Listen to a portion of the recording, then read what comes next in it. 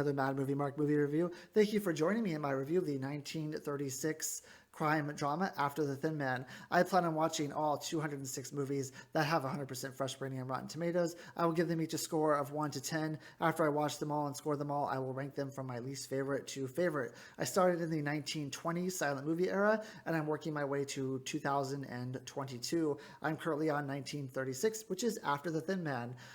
This is the sequel to the Thin Man movie. It was nominated for Best Screenplay Writing. It was the first time that a sequel was ever nominated for that at the Academy Awards. So if you've never seen the original movie, then you don't have to worry. This movie works very well on its own. It gives you everything you need to understand the characters and to understand what's going on.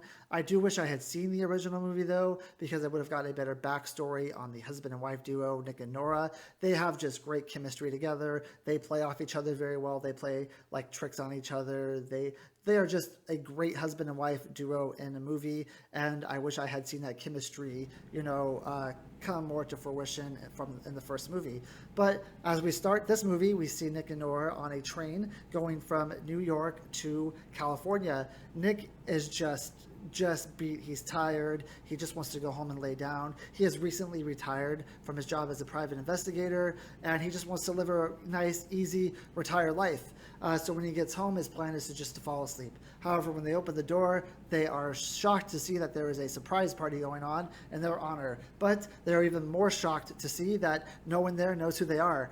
These are all friends of friends of friends, so they are able to easily sneak in through the party into the kitchen where they greet their wait staff. Their wait staff asks them how they're doing. They exchange pleasantries, and then the phone rings, and then it's Nora's mom, and pleasantries are done.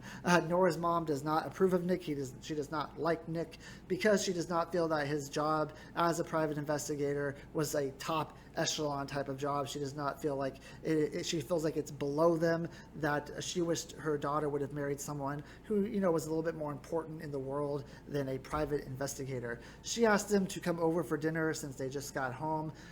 Nick and Nora kind of reluctantly say yes, they will come over just for a few minutes, just to say hi.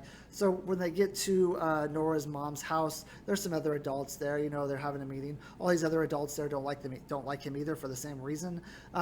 They run into Selma, who is Nora's sister. Selma lets them know that her husband Robert is missing, and she thinks that he ran out on her with another woman, that he's not coming back.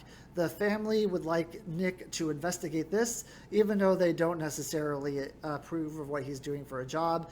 He's still a professional, and he's good at what he does. So they say, can you please investigate this case? Can you please find Robert? He reluctantly says, yes, I'll look around for him. If I find him, whatever. I don't really care. So then David ends up coming into the room. Now, David is a long friend of Selma. David also has a crush on Selma.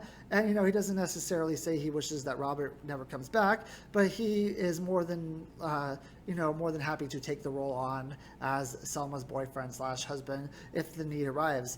So Nick and Nora then start to leave to go to a nightclub. As they're leaving, David comes out, and David talks to them and says, I just talked to Robert on the phone. No one knows this, but Robert offered me $25,000. Robert offered to take $25,000, so he wants me to give him $25,000, and if I do that, he will stay away from Selma for the rest of her life. He'll never see her again, and then I will be able to be with her. Now, Nick and Nora says, it sounds like a pretty good deal.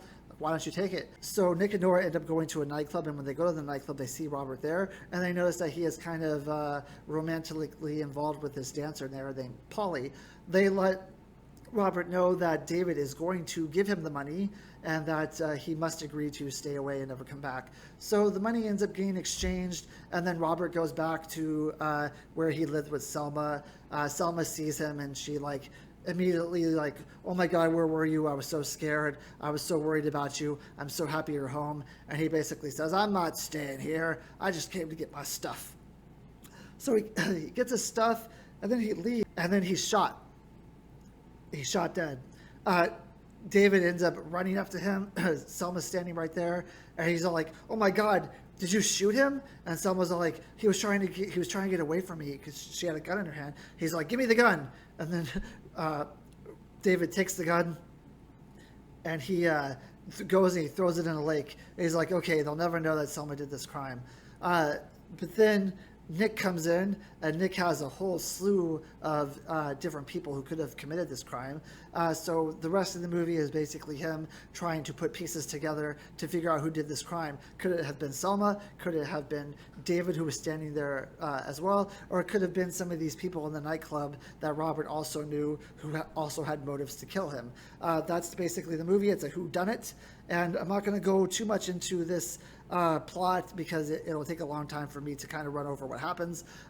But just know that the rest of the movie, they're trying to decide who killed him, and at the end, they do figure it out. So what did I feel about this movie?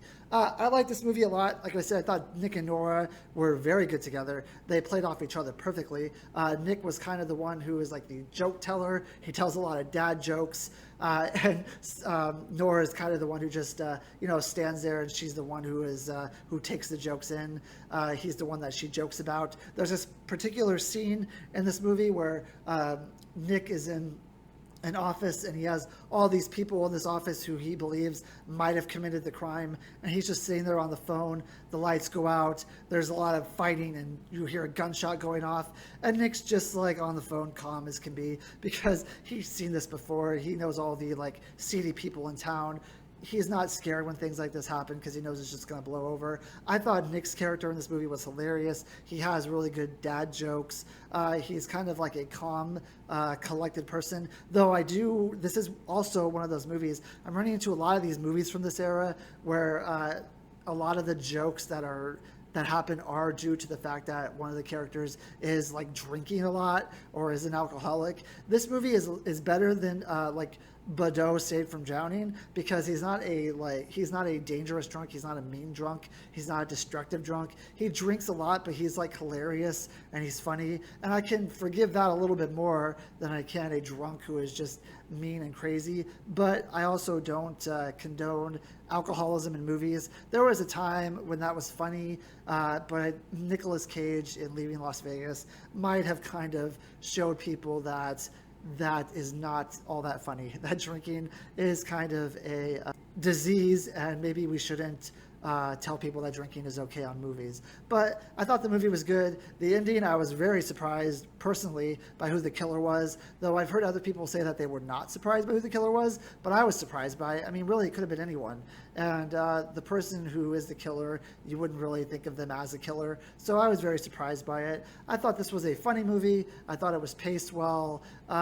There are some things, like there are a lot of characters in this movie, and I kind of lost track of who is who at some point.